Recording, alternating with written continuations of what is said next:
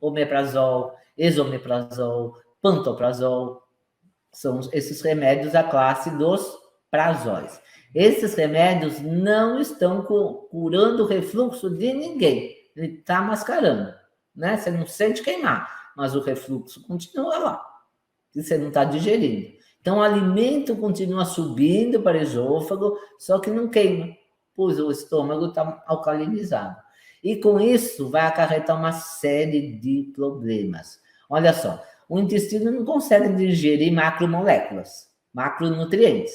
Tudo tem que ser muito bem mastigado, tudo tem que ser muito bem hidrolisado lá no estômago, e o que passar para o intestino tem que ser igual um caldo, que é aqui de São Paulo, sabe, o caldo de cana, né? Bom, tem que ser igual uma sopa, passar assim, mas não pedaço. Esses pedaços de proteína caem lá no intestino, o intestino reconhece como um antígeno, um agente agressor, e vai fazer uma inflamação para aquilo lá, né? Então, eles têm que passar como quase líquido os alimentos. Com esses remédios, seu estômago se tornou simplesmente sem função. Como que um estômago que não tem acidez vai digerir proteína? O ácido tem que corroer, já viu? Quando joga ácido em algum lugar que corrói, tem que ser assim no estômago, né? Lembrando que não corrói a parede do estômago porque a gente tem esse muco protetor. Então, a digestão não ocorre mais. Você não tem mais digestão.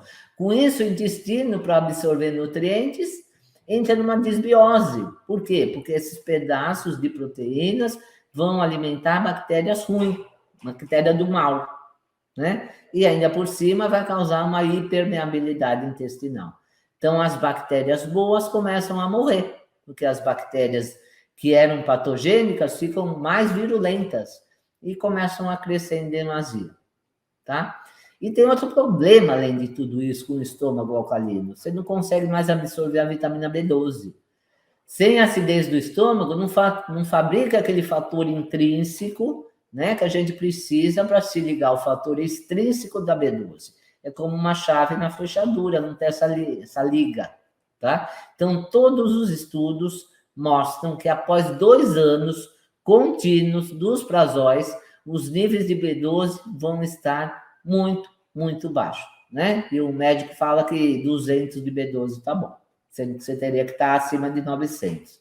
Então, B12 baixa, B12 abaixo de 500, ó, abaixo de 500. Ele fala que 300, 200 tá bom. Se tiver abaixo de 500 a B12, você vai ter depressão, vai ter demência, vai ter falta de memória e pode até ter um diagnóstico confundido aí de Alzheimer, porque a B12 ela está muito ligada, ela age muito no sistema nervoso central, ela que faz parte da produção da baía de Berina. Aí, né, o médico vai te encaminhar lá para o psiquiatra, porque você está com depressão, está com problemas aí, né, neurais, e é só uma falta de B12, e ele vai te receitar um antidepressivo. Vai também prejudicar a absorção de ferro, um estômago sem acidez. Outro problema é que, alcalinizando o estômago, muitos patógenos deixam de ser mortos lá, tá? Você pensa que os patógenos, você não entra em contato. Entra sim, pela própria alimentação, mas muita coisa já é morta lá com a acidez do estômago. Mas se o estômago tiver mais alcalino, não vai conseguir matar esses patógenos, né? Bactérias, vírus. Aí começa a subir para o pulmão. Muita gente aí com infecções pulmonares, pneumonias recorrentes por causa de acidez no estômago. E claro que a medicina convencional não liga uma coisa a outra. Não acha que o estômago tem a ver com o pulmão, né? Então, você tem que retirar esses alimentos da sua alimentação, aumentar o muco protetor, tem o aloe vera aumenta, tem um aminoácido, a arginina aumenta, e também tem algumas cinturas, tem algumas maneiras, né, de reverter esse processo, né? Tem o próprio cloridrato de betaína. Então, esse processo de distúrbios estomacais é a principal causa de desbiose, que é a principal causa de doenças autoimunes, como rosácea, candidíase, e não só as autoimunes, né? Como candidíase, rinite, sinusite, tudo isso é problema de inflamação. A gente cai de novo nas inflamações, né? Dá chance de desenvolver H. pylori, como eu falei no começo da live, porque a H. pylori, ela fica onde? No duodeno. No duodeno, o pH é 7. É levemente alcalino, quase nada. Muito diferente de um pH do estômago de 2. Então, quando você começa a alcalinizar seu estômago, né, pela falta de produção de ácido clorídrico, porque com a idade cai mesmo a produção. Aí você vai no médico, ele te dá um omeprazol. O que acontece? A H. pylori, opa, viu um ambiente propício para ela, já está mais alcalino, dá para eu me instalar lá no estômago. Ela gruda na parede do estômago. E tem uns tipos de H. pylori que são muito agressivos, que podem te dar dor de estômago, podem te dar mal-estar e o pior, podem te dar câncer. Por isso que esses omeprazóis, a longo prazo, pode dar câncer sim. Tem gente que está tomando omeprazol, toda essa família dos prazóis, há 10, 20, até 30 anos. Né? Então, pode ficar até com uma sarcopenia, falta de massa magra. Por quê? Porque não há quebra da proteína em aminoácidos e não forma colágeno. Olha quanto problema que dá uma falta de acidez no estômago. Tem até um estudo, né, que foi feito em ratos, que a utilização desse medicamento pode aumentar o depósito de tecido beta-amiloide no cérebro. E o que ocasiona esse tecido beta-amiloide no cérebro? Alzheimer. Então, olha só, a falta de acidez, ou até um intestino disbiótico, um intestino que tem muita bactéria patógena, muita bactéria gram-negativa, que as bactérias gram-negativas, na sua composição da sua parede celular, têm os lipopolissacarídeos, os LPS, que são extremamente tóxicos. Na degradação, na morte de uma bactéria gram-negativa, ela libera essa toxina, que atravessa a barreira hematoencefálica, que ocasiona problemas neuronais, né? Problemas neurodegenerativos aí.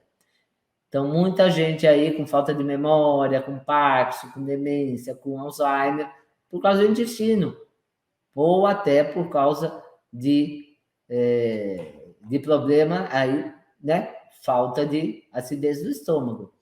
Então, além da H. pylori, também pode desenvolver outras duas bactérias, né? Porque a H. pylori é uma bactéria.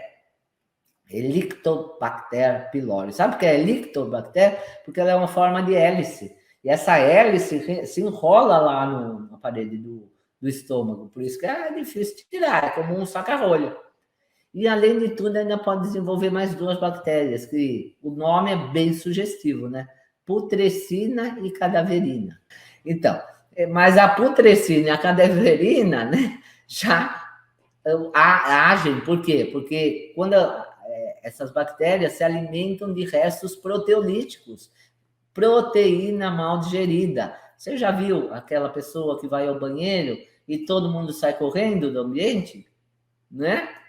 Tem gente que não pode ir ao banheiro, tem que ir lá na esquina do banheiro. Por quê? Não dá para aguentar o cheiro, porque não quebra a proteína, não digere bem a proteína e vem, né? Essas bactérias, a putrescina, a cadaverina, infectar o ambiente. Isso é muito desagradável, né? Esses restos de proteína deveriam estar bem metabolizados e a pessoa fica tomando omeprazol, né? E esse omeprazol tira a função digestiva, né? Não consegue mais digerir nada. E mais uma coisa, com a falta de acidez pode aumentar o Clostridium, que é outro tipo de bactéria que causa colite, que vai gerar todo o processo inflamatório de novo. Então, vejam bem, né?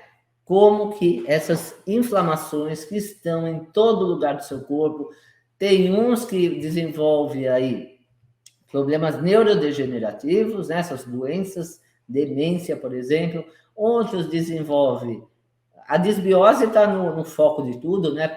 Um intestino inflamado vai gerar inflamações por tudo, outros câncer, outras doenças autoimunes, enfim, vários tipos, Crohn, síndrome de intestino irritável, e até o câncer mesmo, né? De cólon, câncer de estômago, enfim.